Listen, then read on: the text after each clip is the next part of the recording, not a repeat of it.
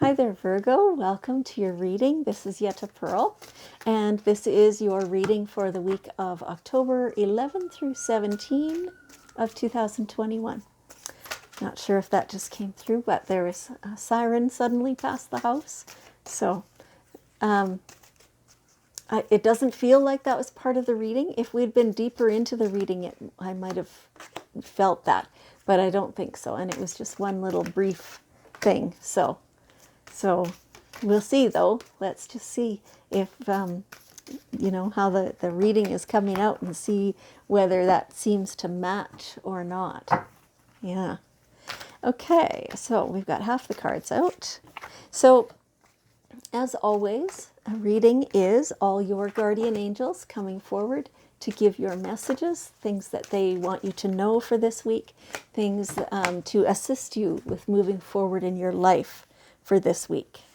Wow, this looks pretty good. Okay, so there's something that's been going on in your life that you're feeling like, I have been working for this forever and it's not here yet. Keep going. Keep going. Please don't stop now. It's like the old, if you stop now, like it's only like 5 more minutes, right? So be persistent. Stay with it. Keep your focus on what you want the outcome to be. That's very important. Keep your focus on what you want the outcome to be. And then, if any action steps are presented to you to finish that up or to, whatever, then you will do those things. And you'll know that when the time comes. It won't be a surprise. It won't be difficult. It won't be a rush, right? So just keep at it. You're doing great. It's getting there. It's getting there. So it feels like they're telling me specifically there's a romance here for you. Ooh. So for those of you who are looking for romance, there it is. There it is. The person you have been wanting and looking for and eagerly awaiting is right there in the wings. Have you met that person? It feels like you have, but for some of you, maybe not yet. When it's a group reading, then it's hard to tell exactly. But either you've met them already or you're about to. There's something, though, that you're about to recognize them, is how it feels more than anything else. So, look around. See who's there. See who resonates. Who do you feel good when you're around, right? Who's there that has that little spark of chemistry with you, right?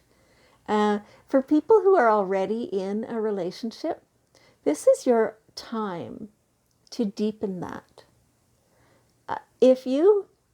Whether or not you are considered to be a romantic person, drum some up. It feels like like giggling, like joyful laughing and being together and sharing and so if you are the kind of person who never ever does spontaneous romantic things, like I don't even know, the rose petals at the door when they come home, that kind of thing, right? Then do something, and it can be tiny. It can be tiny. You don't need to really go all out or anything like that. It doesn't need to cost much money. It is the thought that counts, and that's truth, right? So, and if you are known for these romantic types of things, then good for you. It's time to do it again. and so that keeps your spark alive. It brings joy to your relationship, and it really really develops things further, which is beautiful. You want to absolutely keep that. For anybody not looking for romance, who's not in a relationship and you don't want to be, this is just not for you. That's all. So don't worry about that. Okay. All right. So it's time to listen. Somebody's been trying to tell you something, and you've been hearing the words, it feels like, but you haven't really felt the spirit of it, the full meaning of it. It's time to really listen, to understand that while your point of view is your point of view, other people have their own point of view, and it is not up to you to determine what theirs should be. It's not up to you to say to them, oh, but I love you, so I need you to listen to what I'm saying. It's time for you to listen to what they're saying. Whether you're offering your point of view from a place of love or not, doesn't matter. It's time for you to listen instead of speaking. Somebody is offering you a gift of their thoughts and their feelings. It feels like they don't normally put this much effort into trying to help somebody understand. But they're doing that with you, and that's a huge compliment. And so now it's up to you to truly listen with the goal of understanding. And so I'm hearing from a lot of you right now that you always do that. That's how you work. No, you're not. No, you sort of listen, but you don't take it within. And then within a very short period of time, you are trying to influence them again. You're trying to control them, is how it feels. It's not up to you to control them. So, okay, so this feels like it's a fairly specific segment of you. Many of you are sitting there going, huh? It's okay. It's just not for you. No problem.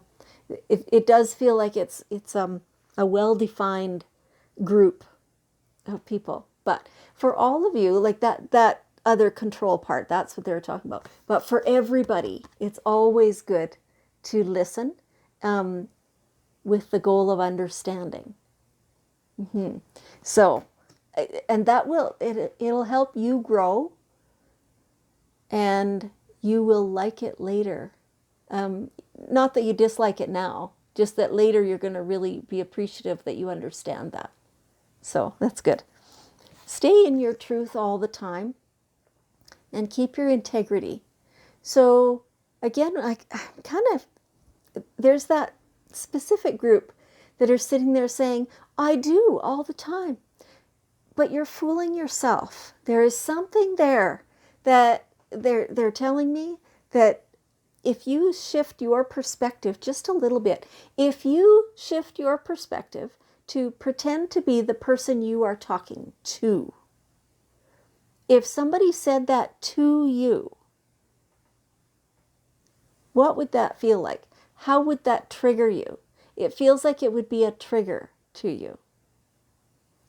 And so that is going to shift you. As soon as you know that, let it shift you, and let it be forever that it shifts you, so that you can stop trying to influence outcomes. Stay in your own integrity so that the only outcome you're trying to shift is your very own. Okay. Again, that was for that small group. So when we're talking to the everybody, the whole, all the Virgos everywhere, still, you want to stay in your integrity because that feels best for you, right? That's where you get to grow. That's where you get to be a respected member of your society, which is important to you. Always know that what you're doing is high in integrity, is truthful, is your best self forward all the time. If you find that you're kind of developing, okay, we all have those occasional moments when we're not as good as we want to be.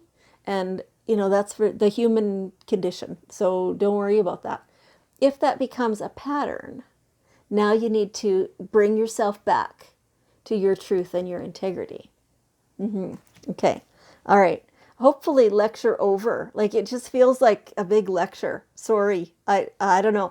Like I said, I don't make the messages. I just shuffle them through, and we'll see what else is coming here. We got a couple more cards. Okay. All right. So twin flame. Twin flame. So this could have to do with this romance. Twin flame, depending upon who you talk to, whose teachings you listen to, twin flame can be romantic partner, or it can be best friend, can be somebody that you really resonate with, but it maybe only lasts a short time, something like that, right? So however, no matter what angle you're looking at this is somebody that you really connect with. And so your twin flame is somebody who it's just delicious being around them. You have so much fun, and you play together, and you can get into the serious, deep stuff together, and you totally resonate.